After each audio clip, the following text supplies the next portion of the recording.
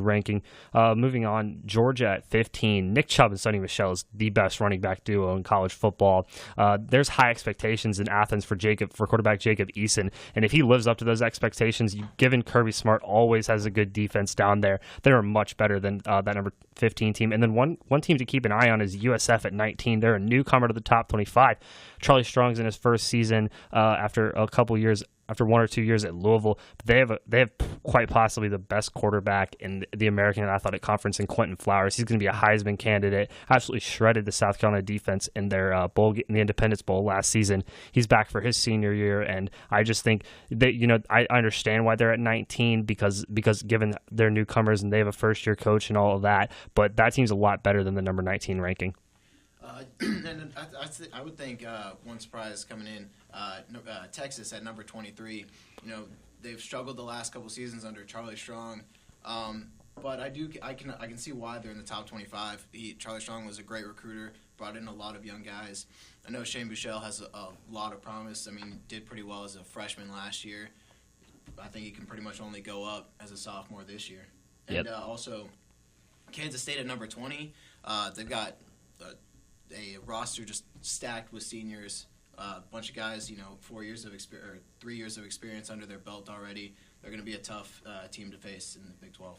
Yeah, that's definitely true, Mitch, with Kansas State. We saw that with Mississippi State a couple years ago when Dak Prescott was a senior and all those upperclassmen he had around him. Mississippi State had a really good season, almost knocked off top-ranked Alabama late on in that season. So Kansas State will be something to keep an eye on, especially for TCU fans. They're Big 12 conference rivals, I guess you could say. And I'd like to throw in here, in my top 25 snub was Boise State. The Broncos have yet again flown beneath the radar of the AP poll. Year in, year out, they're one of the most fun offenses to watch in all of college football. And if you get the opportunity to watch them on their Smurf turf, it could be considered the greatest show on blue turf. Also considered the only show on blue turf. But Brett Ripien Jr. enters his third year as the Broncos starter, once again on the Davey O'Brien watch list for the second straight year. He ended his sophomore season with over 3,600 passing yards while throwing for 24 touchdowns, only 8 interceptions. Struggled in key situations against Wyoming. He was sacked in the end zone with 1:25 left to give the Cowboys the upset win. And against Baylor in the Cactus Bowl, Ripien threw for 305 yards but was prone to a lot of mistakes and led to that 31-12 demolishing. The Broncos also lose productive wide receiver Thomas Spurbeck and hard-nosed back Jeremy McNichols. McNichols off to the NFL. But senior wideout Cedric Wilson returned, who had over 1,100 receiving yards last season. But the biggest question mark for Boise State, which it seems to be every year, is their defense. They created just 9 turnovers, the fewest in school history. They led the nation with 17 sacks in the first 4 games, but only had 12 in the final 9. They'll be tested in Week 2 as they face off against Washington State in Pullman. And in Week 5, they play in Provo on a Friday night against BYU. But they get home dates with Virginia, Wyoming, and the Air Force. So I'll look for them at the end of the year to be in the top 25. Yeah, the issue is and always has been with Boise State is also their strength of schedule. They moved up to the Mountain West Conference, but they still don't get as much national attention as a lot of people across college football would say they deserve. The Broncos really building something special, starting with that incredible game against Fiesta Bowl against Oklahoma a couple years ago, and they haven't fallen off since then. But I think we could all agree in some sense that the biggest snub, not in the top 25, is TCU. They received the most votes of any team. Received 98 votes, and we're not in the top 25, just missing the rankings. Kirk Herbstreit said TCU is his favorite to win the Big 12, and so I think James and Mitch might have something to say about that. Again, being snubbed out of the top 25 this year, definitely kind of rough to see that going into the season. But I think TCU's just got a strong set of guys this year. Only lost a couple starting seniors last year. Kenny Hill, I think, with a full season under his belt. Hopefully he can step up his game this year. Plus he's got Sean Robinson, a solid freshman quarterback, playing as his backup. Kyle Hicks, coming in off of a super solid season last year. Hopefully he can keep it going. And I think pretty much all of our wide receivers are returning as well. Yeah, Gary Patterson said this week that it makes his job a lot easier when people say that TCU isn't worth a darn, and they usually play better because of that. Looking back on history, the last time TCU was unranked before the season was 2014, where they were preseason ranked 65th, and they ended up finishing third in the final standings. Now, there were a few key differences. There were some bigger names, at least around Fort Worth, with Trayvon Boykin heading up the quarterback job and Josh Doxson, the wideout. But the biggest difference between 2014 is they played 10 games in the state of Texas, and this year they go on the road 6 times. Really tough games at Arkansas, Kansas State, Oklahoma, and Oklahoma State, and you could throw Texas Tech in there possibly, and then, of course, the last one being Iowa State. So, should they be in the top 25? It's always going to be a debate, but what's more important is, are they in the top 25 at the end of the season? And I think one thing that could really impact TCU's chances of making it is the kicking situation. I mean, last year they went through a couple different kickers, a little inconsistent on there, but they've got, 5 or 6 place kickers on the roster this year. So including a transfer from Arkansas, transfer from Michigan. Got a lot of different guys this year to try to test it out. Yeah, that's a good point, Mitch. I can think pretty vividly of a couple games this past season. Arkansas comes to my mind really quickly of where if kicking is a little bit better, they probably win that game. And so definitely looking to keep that on. But in my opinion, I'm going to keep it simple. This team will go as Kenny Hill goes. And if Kenny Hill plays like he played at A&M the first half of his freshman year, I mean, he absolutely ran roughshod through just about everybody in the SEC. The issue is he had a short leash there. I mean, in fairness, he got stomped by Alabama on the road. In Tuscaloosa, which I mean isn't anything to keep your head down, but then he loses his starting job a week later. He transfers to TCU, and all this hype surrounding him, and people are thinking, he'll pick up right where Boykin left off, and it's almost impossible for anybody to pick up where Trayvon Boykin left off at TCU. He underperformed last season, but it's a really surprising note. I found this out a couple of days ago, is that TCU receivers dropped the most passes of any receiving corps in college football, which again hurt his confidence. And I think last year Gary Patterson said he was really hard on Kenny Hill and expected a lot from him. And this season he's kind of realized he's got to take a step back and be a little bit more supportive. But Patterson's also said he's seen a lot of maturity from Hill this spring, and standing beside Kyle Hicks in the backfield, who's been dynamic, like Mitch said, the past couple seasons, especially last year. You can hand the ball off to him; he's going to get a couple yards. He's just as good catching the ball out of the backfield. If that offense can go like we think they can, and with Kyle Hicks playing as well as he can, and certainly Kenny Hill playing at his peak potential, I think this TCU team's worthy of a top 25 look. And I think going into last year, which, as you said, you mentioned confidence for Kenny Hill. What hurt him a little bit was there was a bit of uncertainty around the quarterback position. Everyone knew Kenny Hill was coming to TCU, but we wouldn't know how well he would perform. Last year he had Foster Sawyer backing him up, and of course he started the K-State game, if I'm correct there, and so I think Kenny Hill felt like everybody was out to get him in a sense, where he was the face of the blame. No doubt he had his mistakes, but as Ben just said, the drops and the kicking game were just two aspects that were not always his fault, especially the kicking game, not his fault by any means. But this year it seems as though Gary Patterson has given the reins, given the keys to Kenny Hill and said, this is your team, now take it. This is your last year. Make it something. All right. On that note, we're going to take a quick break. Some big news happening in the NBA this past week with the Kyrie Irving, Isaiah Thomas trade. We'll talk about that when we come back right here on Friday Night Sports on KTCU. It only takes a minute to find out if you may have prediabetes, and you can do it at doihaveprediabetes.org. But you're probably not going to, are you? Kids, work, listening to the radio. You're busy, which is great because busy people can't get prediabetes. Oh my, I read that wrong. They can. Should have worn my glasses. So visit doihaveprediabetes.org and take a short test, because prediabetes can be reversed. Brought to you by the Ad Council and its pre-diabetes awareness partners. Hey, Larry, mind if I sit down? Nope. This coffee tastes like coffee. So what's going on? Not much. What's new? Not much. Okay, but can you please put the newspaper down while you say not much? What newspaper? This newspaper. Oh, dude. What happened to your face? I see 1, 2, 3, 4, 5, 6. Ow. 7. Dude, what is this? 11 pieces of toilet paper stuck to your face? I'm shaving in the dark to save energy. I'm helping the environment. That's a dangerous way to help the environment. Well, sometimes you have to sacrifice yourself for the greater good. Dude, there's an easier and safer way to help the environment without sacrificing yourself. Go green, go public. Take public transportation. It's good for the environment and you won't have to live behind a newspaper. Wow. But for now, put the newspaper back up. A message from the public transportation systems across the country. To learn more, visit publictransportation.org.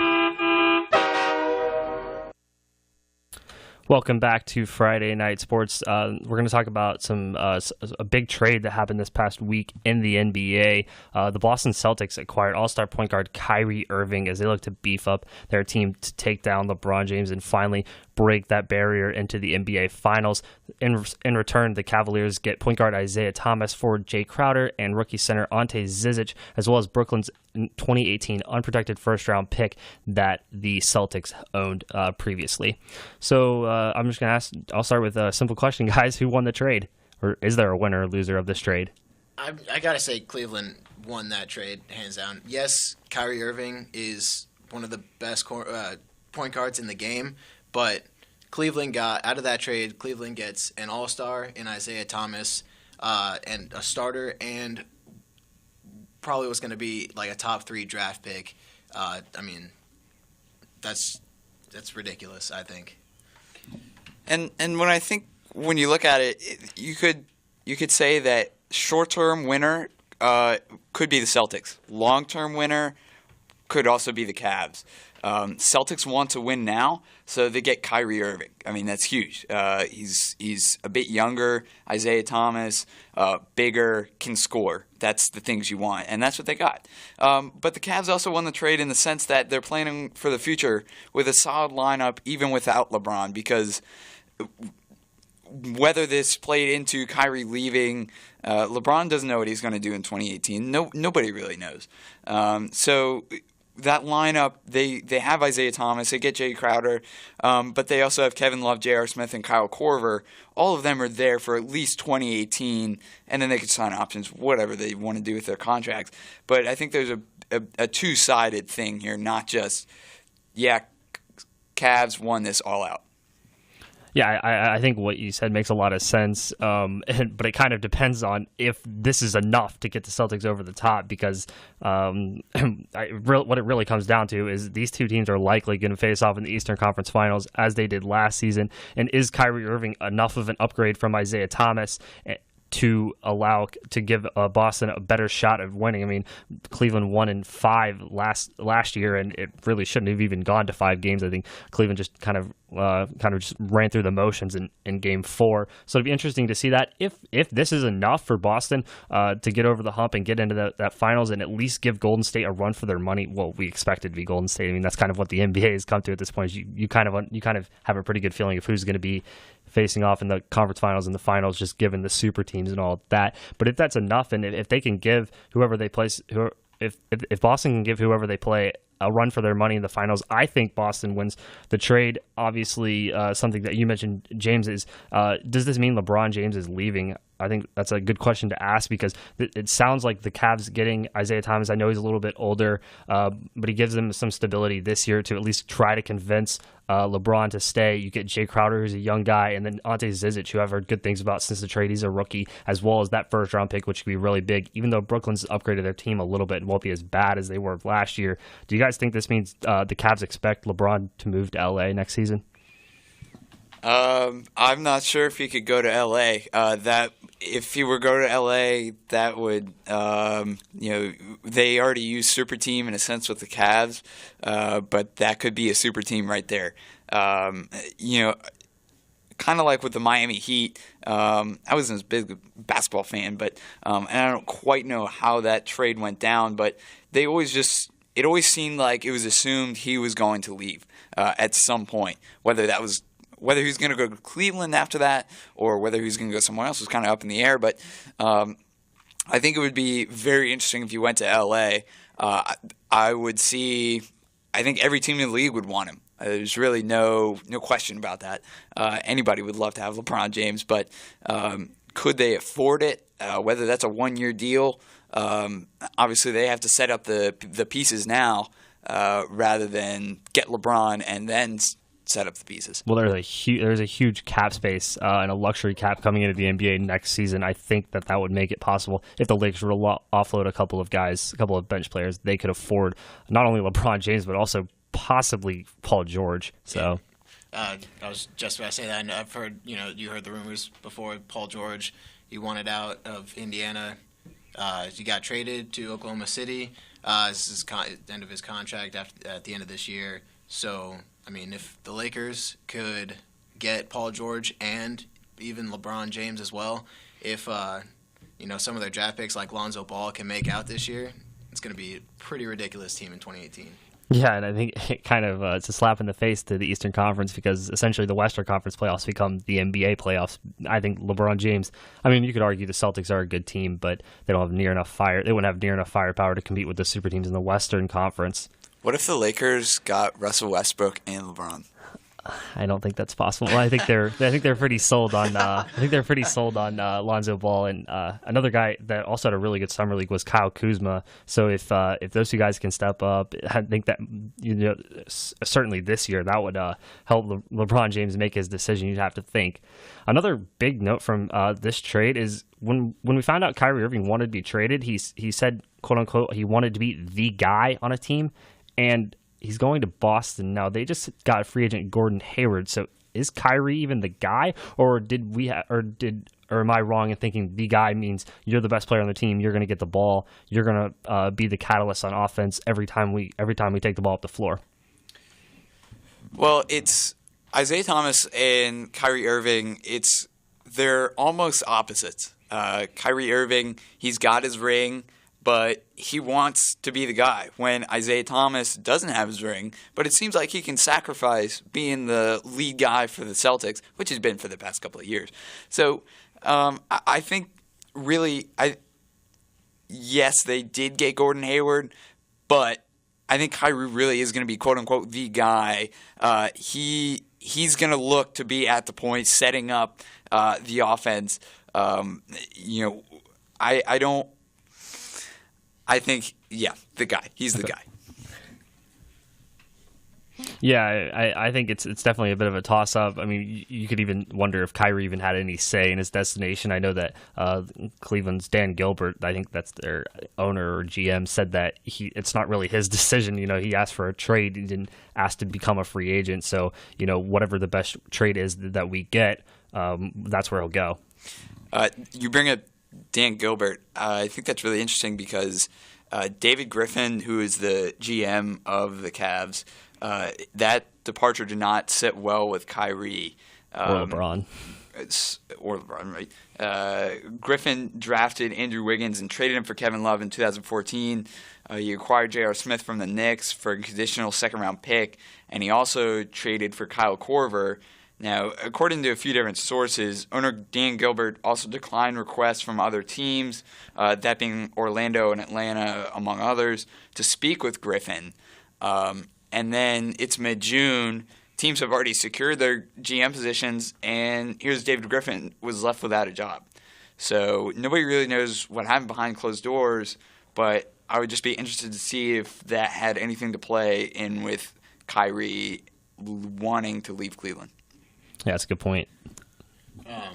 That's one thing I wanted to mention. So, there's, the Cavs trying to build for the future. But with LeBron and Isaiah Thomas and Crowder now, if they win the 2018 NBA title, do LeBron and Isaiah Thomas re-sign, or do they find someplace else to go? That's a good question. I don't know. My gut is telling me no. I just think I think when LeBron James came back, he said, he has a promise to keep, because he promised Cleveland when they drafted him he would bring that city a title, and he's done that. So I gotta think he's on his way out. He wants to move to a big market. That's obviously LA. Isaiah Thomas, on the other hand, I mean, if they won the NBA championship, you'd have to think he'd stay, because obviously it was a good fit for them in that offense. And you have to think he resigns, because it would be just be a good fit for him. So, if LeBron did go play in LA and the Lakers win a championship, would Lonzo Ball have brought the Lakers a championship, or would have LeBron? Or does it depend on what LeVar says? Well, let's not even talk about LeVar Ball. It's definitely if whoever wins a championship with LeBron on their team, you have to think LeBron's given that team their championship. That's how good of a player he is. All right, and one final note, Cavs-Celtics opening night in the NBA in the land. That will be interesting as Kyrie Irving quickly makes his return back to the team that drafted him and the fans that have supported him for so many years. We're going to take another quick break. When we come back, we'll talk about some Major League Baseball, big-time AL wildcard race, and a bit of an AL Central race. So we'll talk about all that right after this. Chris, can you put the video game controller down for a second? I can talk and play. Oh, I'm totally annihilating this punk kid in Nebraska. I just feel like you're not acting like a grown-up in our relationship. Am too. Well, you still ride your skateboard to work, there's the comic book collection, the race car bed. Look, I'm young at heart, but I put money into my 401k every paycheck. I picked up a few savings tips at feedthepig.org. I have control over my financial life now, and that feels pretty grown up. Put away a few bucks, feel like $1 million bucks. Putting some money from every paycheck into a savings account or contributing to your 401k can make a big difference later. For free ideas and easy tips on ways to save, go to feedthepig.org. That's feedthepig.org. So, I bet I look like a grown-up to you now. Well, except for the footy pajamas, I'd have to agree. This message brought to you by the American Institute of Certified Public Accountants and the Ad Council. This is Mario Andretti. You know me as a race car driver, but I'm also a Meals on Wheels volunteer. I've raced against the sport's biggest personalities, but I've never met more vibrant, amazing people than the seniors served by Meals on Wheels. You can make a difference by dropping off a hot meal and saying a quick hello. So, America, let's do lunch. Volunteer your lunch break at americaletsdolunch.org. This message brought to you by Meals on Wheels America and the Ad Council. Welcome back to Friday Night Sports. I'm Ben Alton, alongside me, James Flowers and Mitchell LaFave. I'm talking about some MLB, but before we get to that, we're going to start a little something every week we call On This Day. So on August 25th, 1922, the Chicago Cubs beat the Philadelphia Phillies 26-23 in a 9-inning game. It's the highest scoring Major League Baseball game in its history.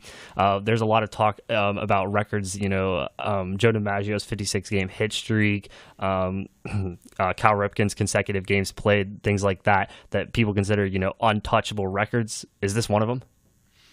Oh, I mean, I think so. With the pitching you see today, especially now with teams constantly going with different relief pitchers for certain matchups just to get guys out, I don't think you'll see that high scoring of a game ever again. Well, another anniversary this week was when the Rangers scored 30 runs against the Orioles, and that was 10 years ago, and we haven't seen anything quite that close. I think maybe last week there were 17 runs scored in a game, I think against the White Sox, but actually that was the Rangers against the White Sox last week. So I'm not sure if I'd say it's untouchable, but it's pretty tough. As Mitch said, with the sabermetrics and all the numbers that goes into each matchup, I don't think we're going to see something like that too often.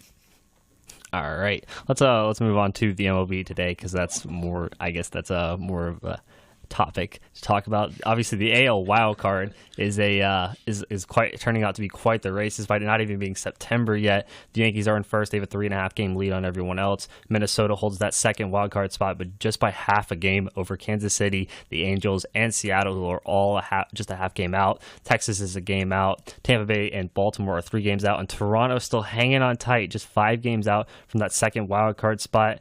So every AL East team is in the race, but guys, who gets that second wild card spot? Considering the Yankees, pretty much you'd have to think are going to get that hold on to that first spot.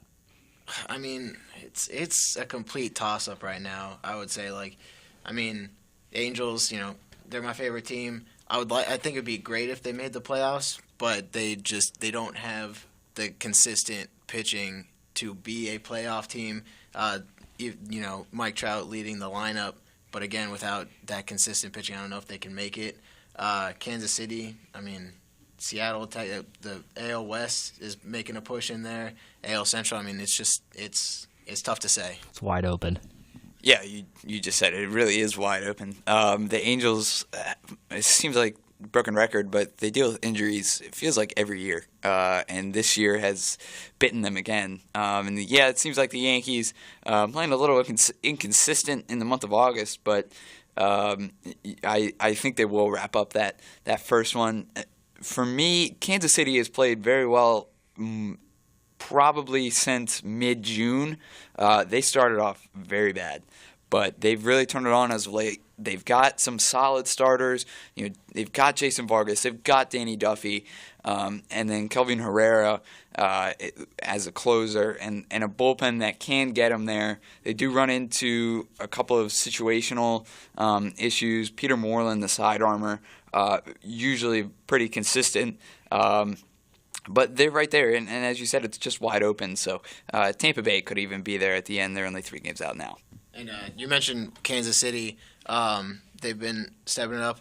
With Mike Moustakas, I would say probably having a more of a breakout season, killing in the home run game this season. And I feel like, I just feel like I haven't heard much about Hosmer, but he's been so good for them this season. He's batting .318. He's got 21 home runs, 73 RBIs.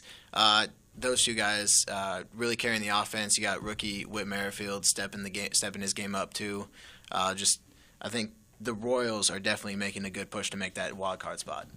And to throw in, they just got Salvador Perez back this week, and they've missed him for the past 2 weeks or so. So they've been splitting some catcher duties, but Salvi is going to give them that extra pop they need. Yeah, one team you guys haven't talked about yet is the Seattle Mariners. That starting rotation is finally getting healthy. It feels like King Felix or surprise breakout season from James Paxton. One of those two has been hurt seemingly every other week. But this top 5 in this lineup is nothing to take lightly. Gene Segura is having a really good season atop that order. They just traded for Yonder Alonso, who hits in the 2-hole. Robinson Cano is having another good season. Nelson Cruz, you could argue, is a dark horse for the AL MVP, leads the AL in RBIs, and then Kyle Seager hitting behind him. He's not just Corey's little brother anymore. He's making a name for himself. That top 5 is really tough to get through for any pitching staff, and this team has made moves to push for a playoff spot this season, and I think that sense of urgency that's in that clubhouse will really help them. They're my pick for that second wild card spot. You mentioned the pitching rotation for the Mariners. Yeah, Felix Hernandez hasn't been doing the best this year. He's getting older. He's 5-4 with the 4.28 ERA. But yeah, Big Maple, James Paxton stepping his game up, just dominating people out there on the mound. It's kind of tough when you got a guy who's usually throwing as hard as relief pitchers for 1 or 2 innings, going out there throwing 98 for 6 or 7. Wait, hold on, Mitch. Question: Big Maple. Explain that one. That's his nickname. He's from Canada. Oh, okay. That's the name. Okay, haven't heard that one. Interesting. Players Weekend. Indeed, that is a new one. And they also, Nelson Cruz, he's batting .291, very good in the DH spot, and they traded for Yonder Alonso at first base this month. He's at .288, coming over from Oakland. Robinson Cano, however, has been a bit of a bust. My question for you guys, when his contract is up, are we going to see him out of Seattle?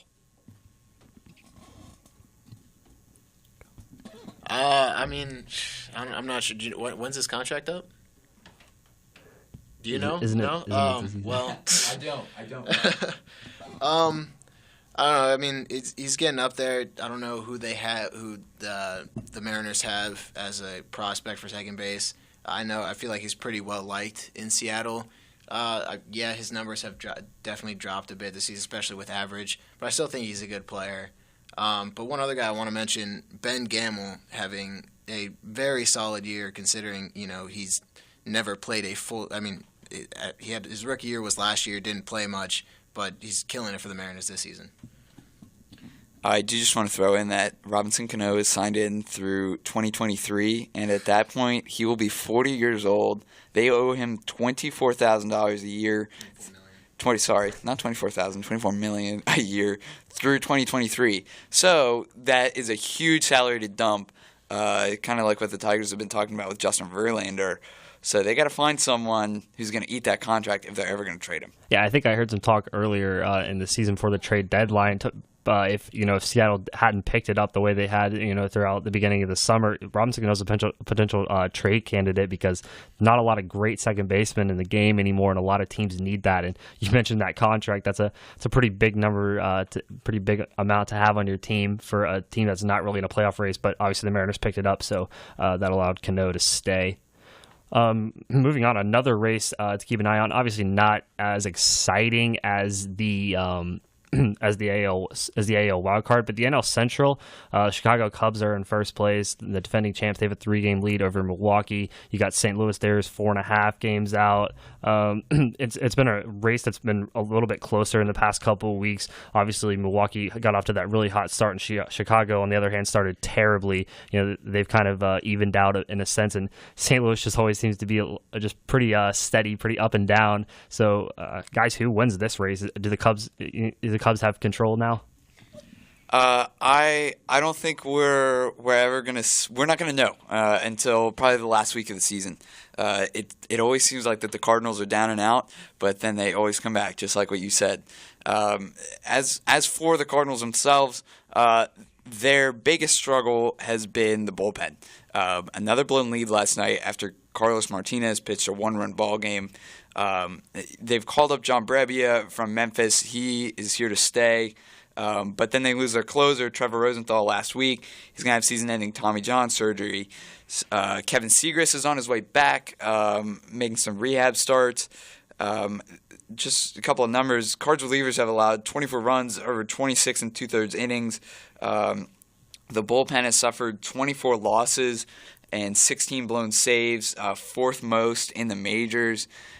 This is not a good Cardinals team right now in the bullpen side. Their offense has been playing very well. But the Cubs and the Brewers both have huge series coming up against each other. Pedro Strop did not pitch too great last night, even though he's still got an ERA a little bit over 3, not bad. But Kyle Schwarber, batting 199, is still in the lineup in left field. So I'm a little bit curious to see why he's still there when he's not a great defender and his bat has not been hot. Yeah, certainly out in the outfield for his bat, and it's a pretty easy thing to say. Yeah, I mean, he's not good enough to be a major league catcher, at least behind the plate. And I guess they're just sort of trying to hide him in the outfield. But, yeah, with such a low batting average, I mean, I guess they're just keeping him in the lineup for his power. But, I mean, who else would they play in the outfield? Well, you got Happ, who's played out there a little bit. Obviously, Addison Russell's out right now, so that kind of leaves a hole in the infield. I think Happ's been playing some second base lately, but you could put him in center field or him in left, Almora in center, and then Hayward in right. And, I mean, you could even keep Kyle Schwarber off the bench or send him down. Just kind of depends on what Chicago thinks of Kyle Schwarber and how far he needs to come to be a major league hitter. And Ben Zobrist can play almost anywhere except catcher, so he's kind of their backup, it seems like, for Baden in that decision. Does Milwaukee have any chance? I mean, this team got off to such a great start. Eric Thames was unreal the first month of the season. Him and the rest of the team just kind of dropped off a little bit. I don't think many people predicted this would be the year for Milwaukee. They're still a young team with a lot of inexperience. So I think their best years are down the road a little bit. But could they surprise some people and win this division? I mean, I wish Eric Thames could have kept up what he did during the first month of the season. I mean, obviously wouldn't keep batting, in the 300s. He's definitely fallen off a bit. He does only have 27 home runs, only 52 RBIs, which is kind of surprising for a guy with his kind of power. But they've got guys on offense who've been playing pretty solid. I mean, Travis Shaw having a fantastic year after coming over from the Red Sox. He's batting .285, 27 home runs, 82 RBIs. I think right now he's carrying the offense. You could also throw in Neil Walker in there. He was traded on August 12th, and he's hitting .429 just with Milwaukee, so he's turned in very well. On the pitching side, Chase Anderson has pitched very well for Milwaukee this season. It's kind of come out of nowhere. He spent 2 seasons in Arizona, was traded, and last year when he wrapped up his first year with the Brewers, he ended 9-11 with a 4.4 ERA. This season, it's 7-2 with a 2.83 ERA. He's only given up 8 home runs this season. At the end of last season, he'd given up 28, and he's holding opposing batters to a 220 average. So, if I were a Brewers fan, he would be a very, very nice surprise in that NL Central race. Yeah, still a lot more than a month to go in the season. So, the NL Central race certainly something to keep an eye on. Will the defending champs Cubs squeeze in there as the division winner and get back to the playoffs and try to defend their title, or will it be the Milwaukee or St. Louis that comes away with the NL Central title? Because obviously the wild card seems pretty likely to go to Arizona and Colorado. So your only way in from the Central is to win that division. I don't think any team from the Central is going to get that wild card spot because the NL West, it's been pretty dominant. I mean, the Dodgers, they've got 90 wins. They're far ahead of everyone else. But Arizona's, even at a record of 70-58, they're 21 games back of the Dodgers. But they're in the lead for that wild card spot. They've got a solid group of guys at the plate: David Peralta, Paul Goldschmidt, Jake Lamb, Brandon Drury, A.J. Pollock, and then Colorado. Yes, you could say some of it's got to do with the altitude, but their offense this year has just been fantastic. Well, I think Colorado's done a great job of building their team around their park, something that they haven't been able to do since that World Series run in 2007, and they finally got an offense that can take full advantage of that, and a pitching staff and a bullpen that can kind of minimize that in a sense. I think Colorado's done a great job of building that. And when we look at the 3 teams in the NL Central, the Cubs, their next series is at Philadelphia. If they should take 3 out of 4, if not 4, the Phillies are reeling right now. The Brewers, however, are at L.A. They're playing the Dodgers. Very tough series upcoming for them. And this could open the door for St. Louis, who's at home against Tampa Bay. Can't sleep on the Rays. But if they want any shot at least getting past the Brewers or getting to the Cubs, they've got to take this series against Tampa Bay. All right, we're going to take a quick break. When we come back, we'll talk some NFL. Big news around the Dallas-Fort Worth area. No Ezekiel Elliott for the first 6 games for the Cowboys. How will they fare in their first 6 games of the regular season? We'll talk about that and some more from around the league right after this. This is Mark. Is that a faucet running? That's not a faucet. That's a river rushing through the forest. Forest rivers provide over 100 million people with clean water to drink. What? I can't hear you because of the vacuum. That's not a vacuum. That's the trees in the forest cleaning up the air we breathe. I didn't know the trees were so amazing. Yep, and the forest gives us shade, trees to climb. That's awesome. Let's go explore some more. Visit the forest today and enjoy all it does, just for you. To learn more about the forest and find one near you, go to discovertheforest.org. Brought to you by the U.S. Forest Service and the Ad Council. If you've ever been watching a film and wondered what it would be like to go behind the scenes, see if you actually had what it takes to make a film, you might be interested to know that there's a TCU organization that could help you do just that. I'm joined now by Ben Bugg, the president of the Student Filmmakers Association. Ben, why don't you tell us a little bit more about it? Student Filmmakers Association is a group of students that all have unique interest in film, and we all get together and we write and we direct and we produce and we edit all aspects of filmmaking. Now, Ben, I know you're a film major, but do you have to be one to join Student Filmmakers? We're open to all majors. You don't have to be a film major. Anybody, as long as you have an interest in film and have a great attitude, want to work with others to do something you really love. So especially those non-majors, they may not have any experience. Is that going to be an issue when they come to SFA? We are a teaching organization as well. We'll teach you everything we need to know for you to feel comfortable on set and to make a short film. Well, it certainly sounds like a great organization. And if you would like more information, you can check out their Facebook page. Just search for TCU Student Filmmakers Association. Thanks for joining me today, Ben. Welcome back to Friday Night Sports. Big news around the NFL the past week or so. No Ezekiel Elliott for the Dallas Cowboys. He gets suspended for the first 6 games of the regular season. Those games will be against the New York Giants, Denver, Arizona, LA Rams, Green Bay, and San Francisco. Guys, how badly will the Cowboys miss Zeke?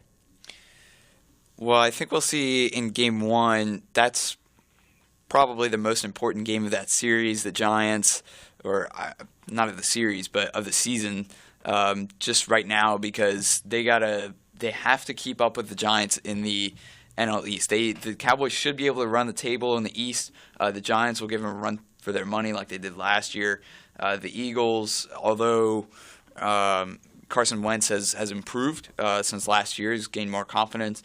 The Redskins still up in the air, cannot count on them.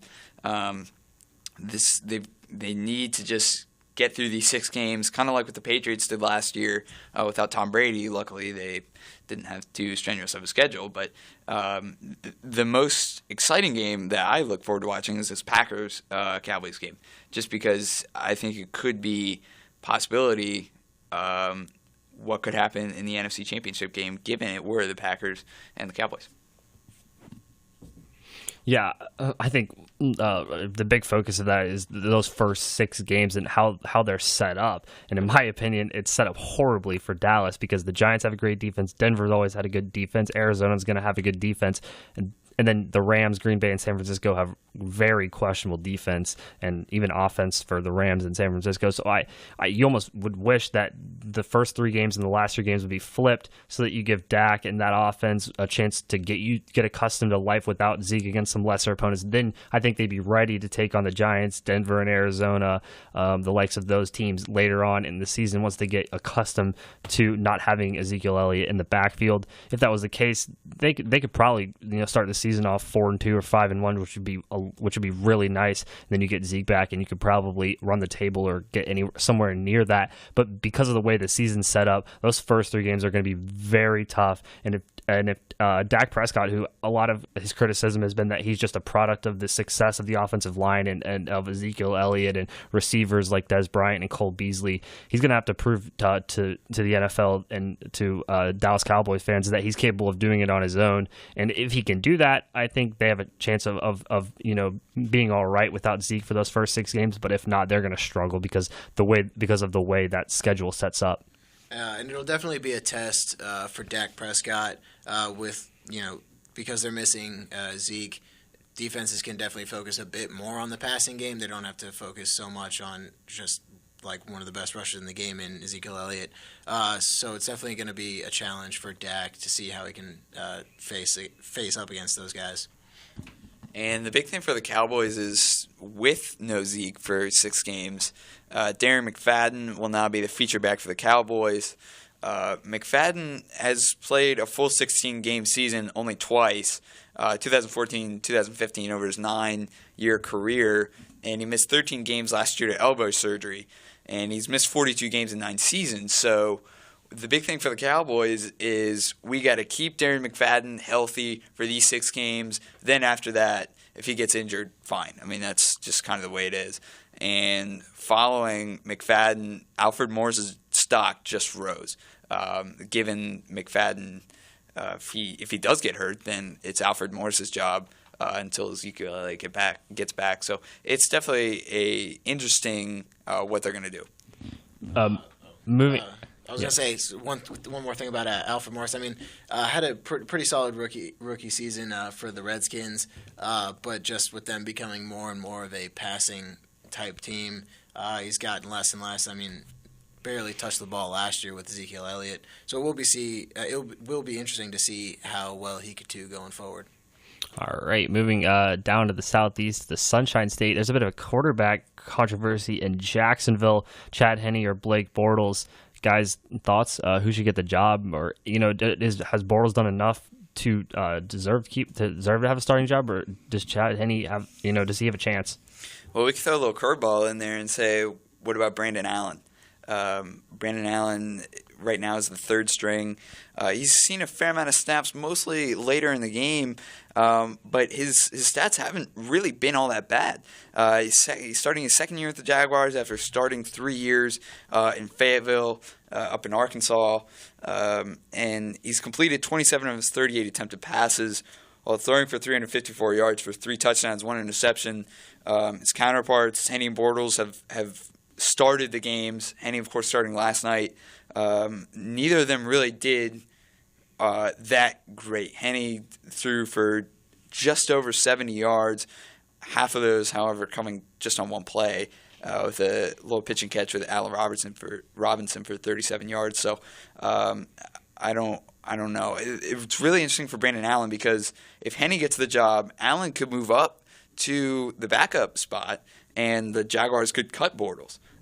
Or if Bortles gets a job, then Henny's back up, and Brandon Allen might be out of a job. So it's definitely a very not sure what's going to happen. There's almost no prediction here.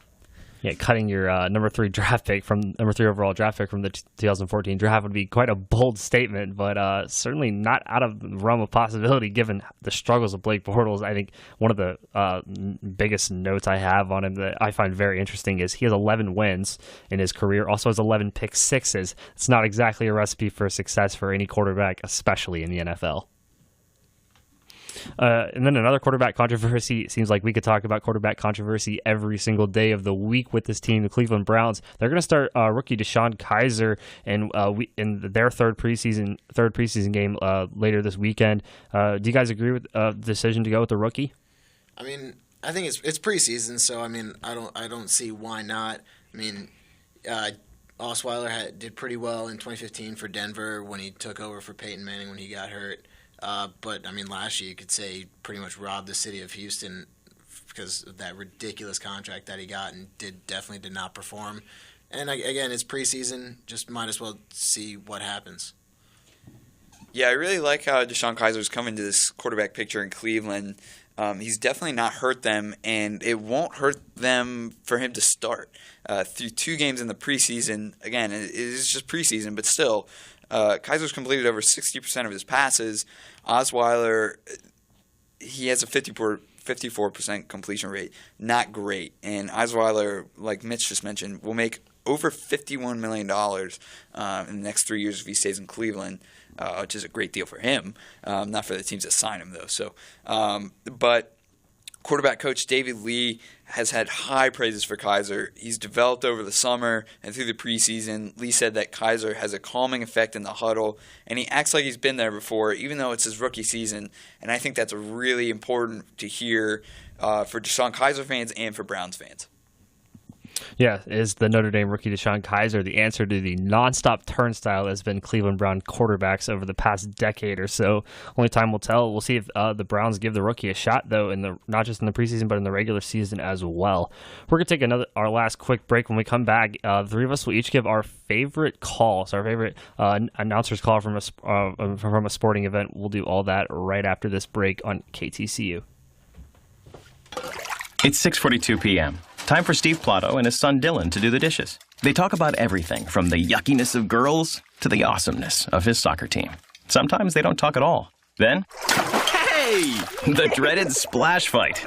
It's Dad o'clock, and it's the best time of the day. Because the smallest moments can have the biggest impact on a child's life. Take time to be a dad today. Call 877-4DAD-411 or visit fatherhood.gov. Brought to you by the U.S. Department of Health and Human Services and the Ad Council. I want to thank my mommy for loving me so much, for taking me to the doctor when I broke my foot, for leaving me alone when I wanted to be alone. And now, as a grown-up, I'm thankful for being able to take care of you, my dear mom, for taking you to your therapies, for understanding that sometimes you simply want to be alone. Roles change without us noticing. That's why AARP gives you the information to provide even better care for your loved one. Visit aarp.org/caregiving. Brought to you by AARP and the Ad Council. Welcome back to the KTCU studios and Friday Night Sports. We are starting our last segment of the night, and it will be our favorite sports calls, our top 3. Ben is going to kick us off tonight. Thank you, James. For me, it was pretty easy when this idea for this segment came in to our minds, and we decided to go through with it. It was a no-brainer for me. You guys might not be that familiar with the play, but it was definitely really cool when from what I remember of it. It's Aaron Harrison's game winner against Wisconsin in the 2014 Final Four. So to kind of set the stage, Kentucky's down 73-71 with 15 seconds left to play, bringing the ball to the floor. Point guard Andrew Harrison, Aaron Harrison's brother, is kind of holding the ball, waiting, trying to run some clock, and then he goes with about 14 or 13 seconds left and drives, and then that's where Jim Nantz will pick it up. Andrew Harrison underneath, bounce to Kyrie Johnson, back outside. This is the point where he always hits it. Oh! Aaron Harrison beyond belief.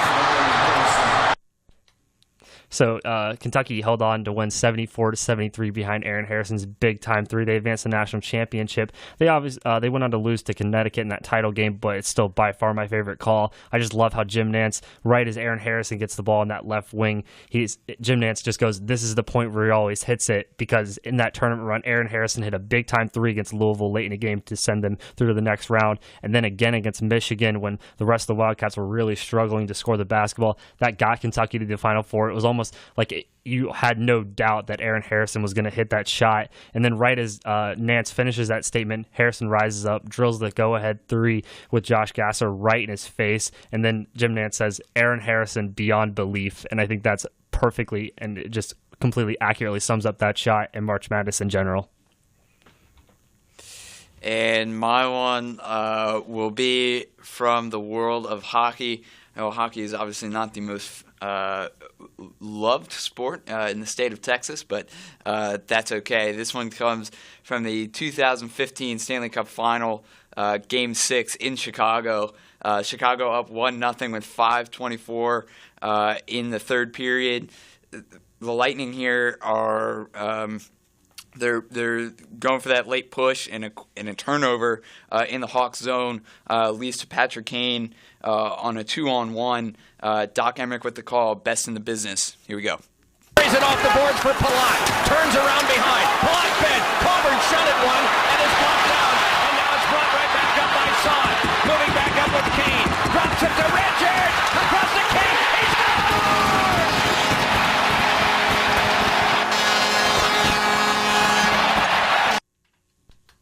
And as we heard there, can't get better than Doc Emmerich.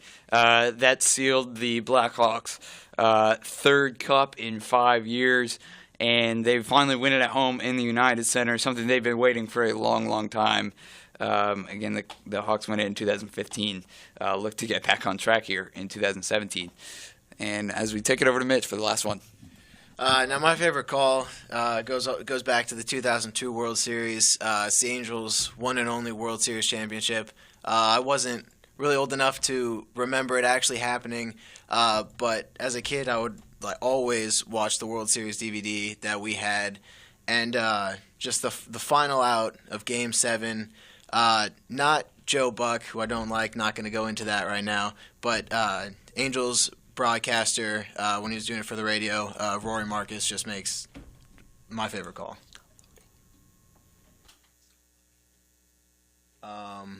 Well, technical difficulties, I guess. Well,